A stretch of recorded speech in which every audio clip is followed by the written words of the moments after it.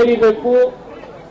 ನಿಮ್ಮ ಮನದ ಮಾತು ಸರ್ಕಾರ ಮಾನ್ಯತೆ ಮಾಡಬೇಕಾದ್ರೆ ನಾನು ಒಂದು ವಿನಂತಿಯನ್ನ ಮೊಟ್ಟ ಮೊದಲನೇದಾಗಿ ಶಾಂತರಾಗಿ ಕೇಳಿ, ನಾನು ಎಲ್ಲ ಪರಮ ಪೂಜ್ಯರಲ್ಲಿ ನಿಮ್ಮ ಹೋರಾಟಗಾರರಲ್ಲಿ ನಾನು ವಿನಂತಿ ಮಾಡ್ಕೊಳ್ತೀನಿ, ನಾಳೆ ಒಂದೇ ದಿವಸ ನೀವು ಗಡುವು ಕೊಡಬೇಡಿ, ನನಗೊಂದು 2 ದಿವಸ ಗಡುವು ಕೊಡಿ.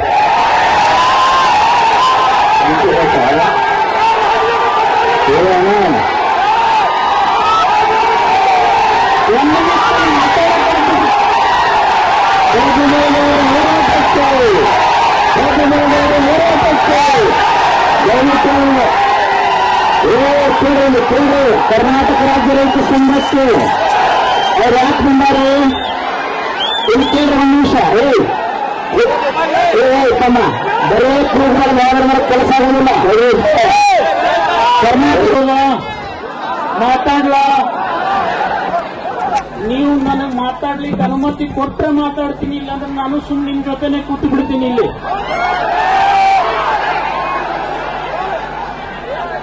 ನನಗ ಸ್ವಲ್ಪ ತಮ್ಮಲ್ಲಿ ವಿನಂತಿ ಇದೆ, ಇದು ಬಹಳ ಸೂಕ್ಷ್ಮವಾಗಿರ್ತಕ್ಕಂಥ ವಿಚಾರ. ದಯಮಾಡಿ ಈ ಹೋರಾಟಗಳು ಇಲ್ಲೇ ಆಗಿಲ್ಲ, ದೇಶ ಮಟ್ಟದಲ್ಲಿ 1 ವರ್ಷ 34 ದಿವಸ ಹೋರಾಟ ಆಗಿದೆ. ಎಷ್ಟು ರೈತರು ತಾಳ್ಮೆಯಿಂದ ಬದುಕ್ಯಾರ ಅನ್ನೋದು ನಿಮ್ಗೆಲ್ಲ ಉದಾಹರಣೆ ಗೊತ್ತಿದೆ.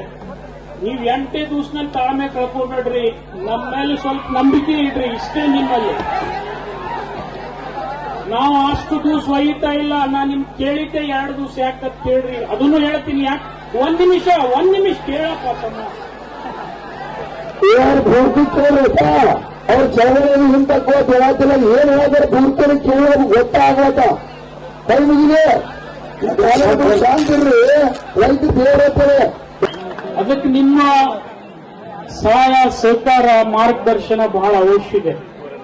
ನಾನು ರಾಜ್ಯ ಸರ್ಕಾರದ ಜೊತೆಯಿಂದಿರಲಿ, ಕೇಂದ್ರ ಸರ್ಕಾರದ ಜೊತೆ ಇರಲಿ, ನಾನು ಸಂವಾದ ನಡೆಸಿ ಒಂದು ಸೌಹಾರ್ದಿತವಾಗಿ ಈ ವಿಷಯವನ್ನ ಬಗೆಹರಿಸತಕ್ಕಂಥ ಪ್ರಯತ್ನ ಈಗಾಗಲೇ ನಾವು ಮಾಡಿದ್ದೀವಿ. ಮಾನ್ಯ ಮುಖ್ಯಮಂತ್ರಿಗಳು ಕೂಡ ಇವತ್ತು ಈಗಾಗಲೇ ಪ್ರೆಸ್ ಕಾನ್ಫರೆನ್ಸ್ ಮಾಡಿ ಅನೇಕ ವಿನಂತಿಯನ್ನ ತಮ್ಮಲ್ಲಿ ಮಾಡಿದ್ದಾರೆ.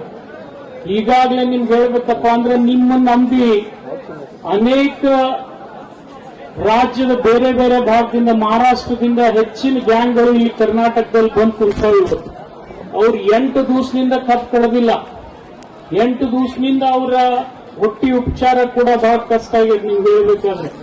ಅದರ ಜೊತೆಗೆ 14 ತಿಂಗಳು 15 ತಿಂಗಳಾದಂತ ರೈತರ ಕಬ್ಬು ಕೂಡ ಬೆಳೆದು ನಿಲ್ತದೆ. ಇದನ್ನೆಲ್ಲ ನಾವು ಬಗೆಹರಿಸಿದ್ರೆ ನಾವು ಅಪವಾದ ಗುರಿ ಆಗ್ತೀವಿ ಅಂತಕ್ಕಂಥ ಆತ್ಮವಿಶ್ವಾಸ ನನಗಿದೆ. ಅದನ್ನ ಆಗ್ಬಾರ್ದು ಅಂತಂದ್ರೆ ನಾನು ಚುನ್ನಪ್ಪಣ್ಣ ಅವರಲ್ಲಿ, ಶಶಿಕಾಂತ್ ಗುರೂಜಿಯಲ್ಲಿ 2 ವಿನಂತಿ ಮಾಡ್ಕೊಳ್ತೀನಿ. ನಿಮ್ಮ ಯೋಗ್ಯ ಬೆಲೆ ಕೊಡಿಸ್ತಕ್ಕಂಥದ್ದು 1ನೇದು.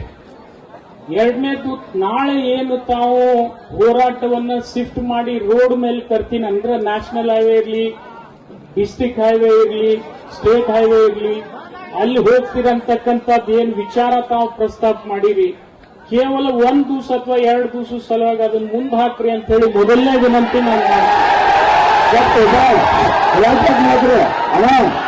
ನಿಮ್ಗೆ ಏನು ಬೇಕು ಅದನ್ನ ನೀವೆಲ್ಲ ತೀರ್ಮಾನ ನೀವು ಮಾಡ್ಬೇಡ್ರಿ, ನಾವು ತೀರ್ಮಾನ ಮಾಡಿದ್ರಿ, ನೀವೇ ಮಾಡಿದ್ರಿ. ಅಲ್ಪ ಆದ್ರೆ ರಿಕ್ವೆಸ್ಟ್ ಮಾಡ್ಕೋದ್ರೆ ಇಲ್ಲಿ ಇದು ಹಣಕಾಸಿನ ವ್ಯವಹಾರ ಐತಿ, ಅದಕ್ಕೆ ಸೂಕ್ಷ್ಮತೆ ಇರ್ಬೇಕು. ಕೇಳಿದ್ರೆ ಇದಕ್ಕೆ ನಿಮ್ಮಿಂದ ನ್ಯಾಯ ಸಿಗಬೇಕಂದ್ರೆ ನಮಗೆ 100% ನಿಮಗೂ ವಿಶ್ವಾಸ ಐತಿ.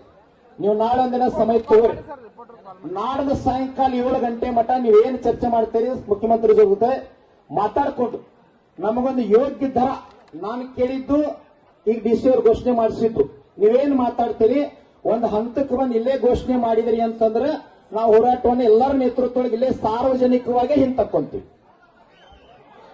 ಸರ್